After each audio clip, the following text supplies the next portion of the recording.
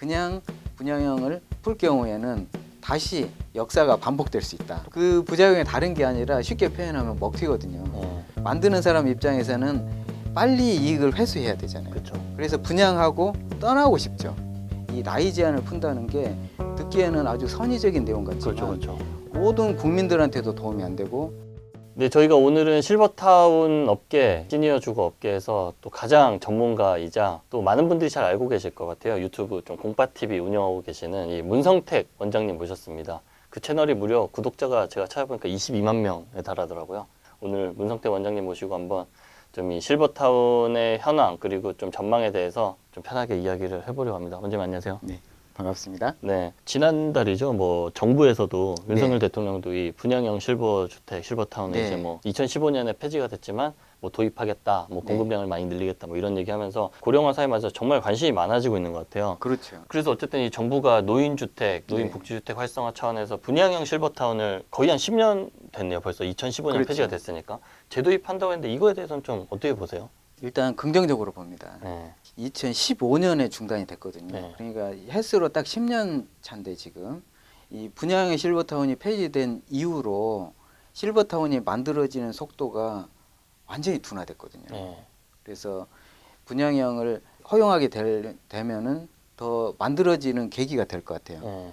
그 전에 왜 폐지가 됐느냐를 알아야 되는데 그렇죠. 부작용 때문에 폐지된 거거든요. 맞아요. 근데 그 부작용에 대한 대책이 없이 그냥 분양형을 풀 경우에는 다시 역사가 반복될 수 있다. 그 부작용이 다른 게 아니라 쉽게 표현하면 먹튀거든요. 네. 만드는 사람 입장에서는 빨리 이익을 회수해야 되잖아요. 그렇죠. 그래서 분양하고 떠나고 싶죠. 예전에 피해를 받은 우리 시니어분들이 많았는데 분양형만 할 것이 아니라 네. 분양형을 허용할 경우에 임대형을 한 50% 정도 섞어서 분양하는 회사가 그냥 분양만 하고 떠나는 것이 아니라 계속해서 운영을 할 수 있도록 실버타운을 분양하는 회사는 실버타운 운영도 책임지겠다. 그런 회사가 책임 있게 분양을 하는 것이 우리 입주자분들이 피해를 안 볼 수 있는 길이다. 아마 정부에서도 그런 부작용을 알기 때문에 법을 좀 개정을 해서 허용을 할 것 같습니다. 그리고 과거에 또 그런 것도 되게 많았잖아요. 이게 60세 이상을 대상으로 분양을 해야 되는데 일반인들에게 좀 확산해가지고 그런 문제도 있었는데 그런 것들이 좀 보완이 많이 이번에 그럼요. 되면서 분양이 안 되니까 나이를 풀고 막 한 거거든요. 그쵸, 이 분양하는 회사 입장에서는 당장 문 닫을 수 없으니까 빨리 팔아야 되니까. 불법을 하더라도 일단은 파는 게 우선이다. 그러다 보니까 그때 정부 전수조사를 했는데 전체 실버타운에서 34%가 60세 미만 불법 거주자였고요. 3분의 1이 다 했었네요. 네, 그리고 서울의 한 곳은 88%. 그러니까 심각하다 생각하고 그냥 폐지를 해버린 거죠. 분양형이랑 임대형이 있어요. 분양형 같은 경우에는 제가 만약에 60세 이상 어르신을 분양 받으면은 어르신들 대상으로만 뭐 사고 파는 거 이런 거 자유롭고 전세, 월세 뭐 이런 것도 다 자유로운 그렇죠. 거죠. 개인 재산이기 때문에 본인 재산 전유 부분에 대해서는 절대적인 권한이 있거든요. 그래서 본인이 팔 수도 있고 아니면 전세 줄 수도 있고 월세 줄 수도 있고. 근데 이제 실버타운이 두 종류가 있잖아요. 이렇게 분양형, 임대형이 있는데 어떤 곳은 분양형과 임대형을 한 실버타운에서 함께 하고 있는 곳이 있거든요. 그런 곳들은 사실은 운영이나 이런 부분들은 분양형이나 임대형이나 똑같습니다. 아, 운영하는 입장에서는. 그 사시는 분들도 똑같고요.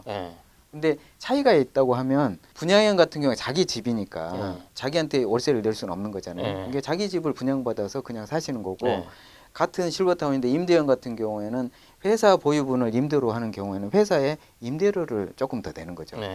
그 차이만 있는 거죠. 그리고 만약에 본인 집을 개인에게 전세나 월세를 준 경우도 있거든요. 그런 경우에는 월세 비용만 추가되는 거죠. 생활비는 똑같고 그 차이가 있습니다. 2050년이 되면 우리나라 인구 40% 이상이 노인이라는 사실 알고 계시나요?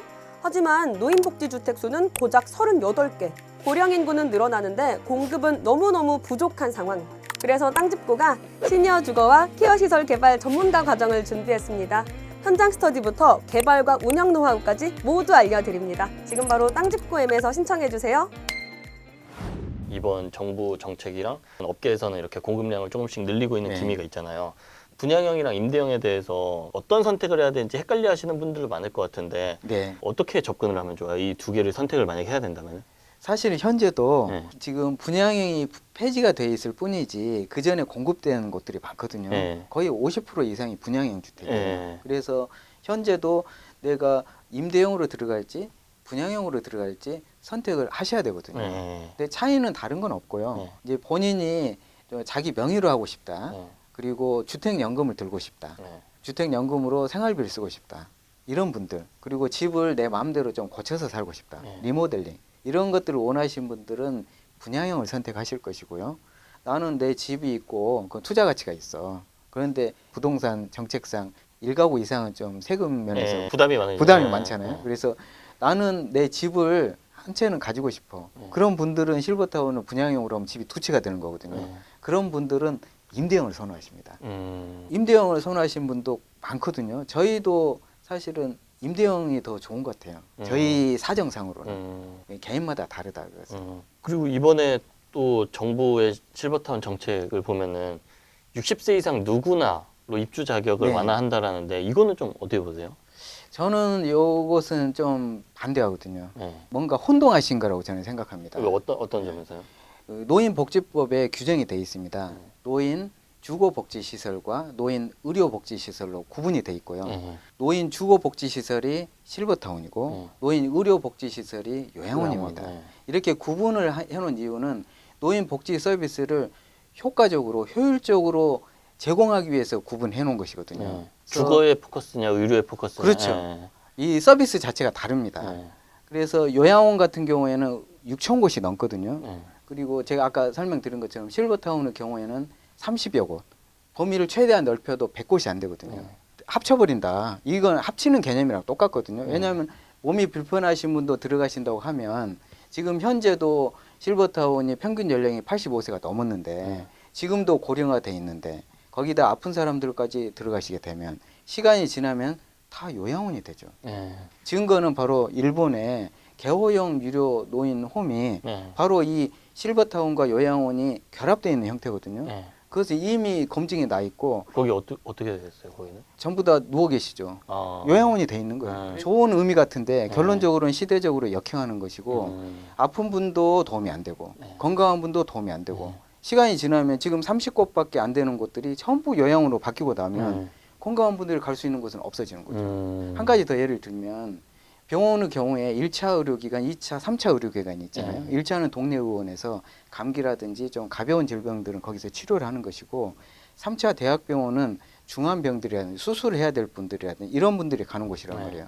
이렇게 구분해 놓은 게 차별이 아니거든요. 그건 효율적인 의료 서비스를 위해서 이렇게 구분을 해놓은 것이죠. 근데 실버타운도 똑같거든요. 이 분들을 이 구분을 해놓은 것이지 차별이 아니다. 어떻게 보면 각 기관에서 서비스 퀄리티를 더 높이기 위한 그럼요. 집중하는 그런 건데. 그럼요. 네. 이 아프신 분들이 지금 현재의 실버타운에 들어가시면 서비스를 제대로 받으실 수가 없어요.